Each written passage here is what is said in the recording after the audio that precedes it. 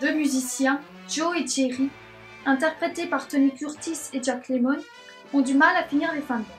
Un jour, ils souhaitent louer une voiture et sont témoins d'un règlement de compte entre gangs. Ils échappent de justesse à la mort et sont contraints pour rester en vie de se travestir en femme et d'intégrer un orchestre féminin. Très vite, ils tombent sous le charme de la talentueuse Sugar, jouée par Marilyn Monroe, qui étant issue d'un milieu modeste, rêve de se marier avec un millionnaire pour enfin vivre dans la prospérité. Le film Certains l'aiment chaud est une comédie réalisée par Billy Wilder en 1959. Né le 22 juin 1906 à Sucha, la Pologne actuelle, et mort le 27 mars 2002 à Beverly Hills en Californie, il fait partie des plus grands réalisateurs américains. Il a gagné 6 Oscars tout au long de sa carrière. Après des études de droit, il devient journaliste en Autriche puis en Allemagne. Il rédige des critiques de films. Ayant des ancêtres juifs, il décide en 1933, suite à la montée au pouvoir d'Hitler, de s'y exiler en France puis aux États-Unis où il apprend l'anglais et commence à traduire les scénarios qu'il a déjà écrits. La collaboration avec le scénariste et producteur de cinéma américain Charles Brackett dans l'écriture de scénarios pour Ernst Lubitsch ou encore Howard Hawks lui permet de se faire remarquer par la Paramount et de signer un contrat avec elle. C'est à ce moment-là qu'il commence à réaliser ses propres films. On lui doit par exemple Assurance sur la mort en 1944, Boulevard du crépuscule en 1950, 7 ans de réflexion avec Marilyn Monroe en 1955 ou encore La garçonnière avec Jack Lemmon en 1960. Cette affiche rappelle tout de suite le sujet principal du film, le travestissement de Joe et Jerry, interprétés par Tony Curtis et Jack Lemmon. Marilyn Monroe se trouve au premier plan de l'affiche. Elle attire tout de suite l'œil du spectateur, ainsi que celui de Joe et Jerry, qui semblent subjugués par sa beauté et sa grâce. Le nom de Marilyn figure tout en haut de l'affiche, au-dessus de celui de ses deux compères, qui sont toutefois les personnages principaux du film. C'est une manière d'attirer le spectateur car elle est une icône et incite les gens à voir le film.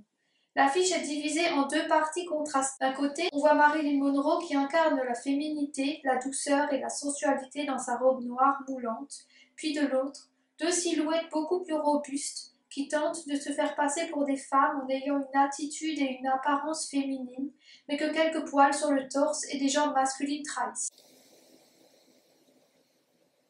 Certains l'aiment chaud est un film osé pour son époque, puisqu'il évoque le changement de sexe à travers le travestissement de Joe et Jerry. De plus, cette expérience permet aux deux hommes, comme le dit Daphne alias Jerry, de mieux comprendre ce sexe totalement différent.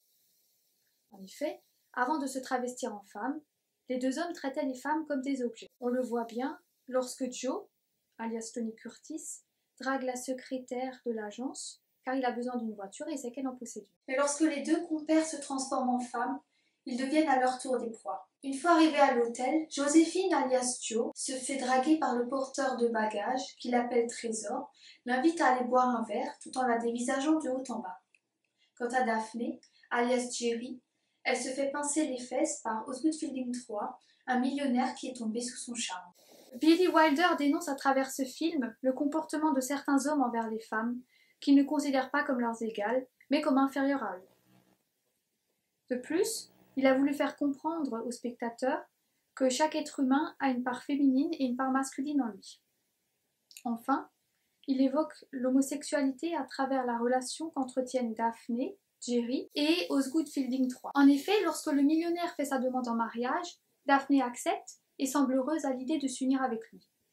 Et à la fin du film, lorsqu'elle lui révèle sa véritable identité, à savoir qu'elle est un homme, Osgood Fielding III ne semble pas surpris et envisage toujours cette union. You don't understand, Osgood. I'm a man. Well, nobody's perfect. Billy Wilder s'est inspiré de deux œuvres cinématographiques pour réaliser son film. Fanfare d'amour de Richard Potier de 1935 et Fanfaren der Liebe de Kurt Hoffmann de 1951. Ces deux comédies racontent l'histoire de deux musiciens à la recherche d'un emploi. Ils finissent par apprendre qu'un orchestre féminin recherche deux musiciennes. Ils décident donc de se travestir en femme, de postuler et obtiennent le job. Je n'ai pas vu le film de Richard Potier car il est très difficile à trouver. Par contre, j'ai regardé Fanfaren der Liebe parce que je voulais le comparer avec le film de Billy Wilder et je dois dire que même si les deux films sont totalement différents, il y a quand même quelques similitudes. Premièrement, les deux films sont en noir et blanc.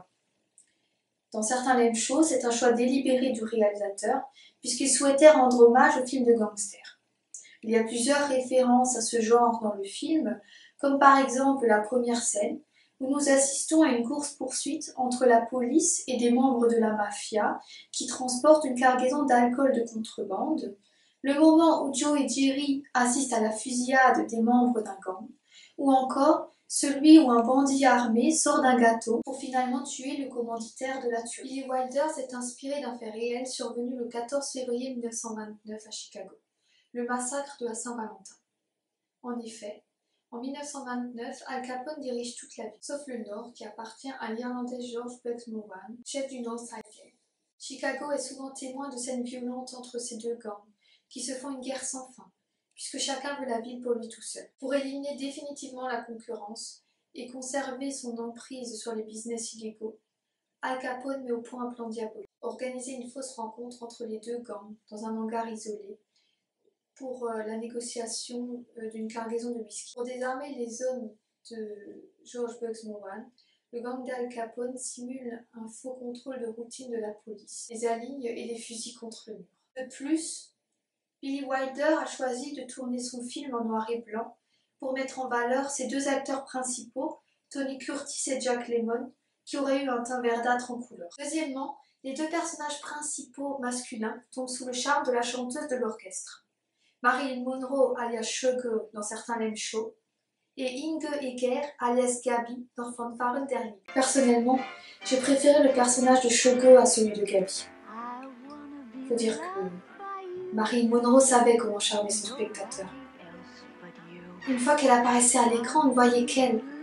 Elle avait une voix magnifique et les chansons qu'elle interprétait sont indémodables.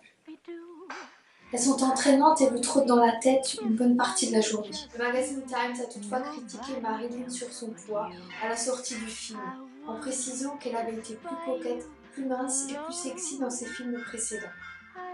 Mais ce que les journalistes ne savaient pas, c'est qu'elle était enceinte lors du tournage et qu'elle a fait une fausse couche peu de temps après. Et une autre similitude entre les deux films, c'est qu'à la fin, la vérité est révélée. Ainsi, dans certains Lame Show, Joe révèle à Sugar, dont il est tombé amoureux, qu'il est à la fois Joséphine et le millionnaire avec lequel elle est sortie. Et Daphne, alias Jerry, cherche par tous les moyens des prétextes pour ne pas épouser Osgood Fielding III, un millionnaire qui l'a demandé en mariage, et finit par lui révéler qu'elle est un homme. Dans Fanfaren der Liebe, Hans et Peter trouveront l'amour auprès de Gabi et Sabine, qui apprendront vers la fin du film leur véritable identité. En effet, elles les aideront même à se travestir en femme. J'ai beaucoup aimé la scène où Hans et Peter apprennent à marcher comme des femmes. On assiste vraiment à leur transformation complète. Voilà, j'espère que vous aurez trouvé cette critique intéressante et que je vous aurai donné envie de voir les deux films.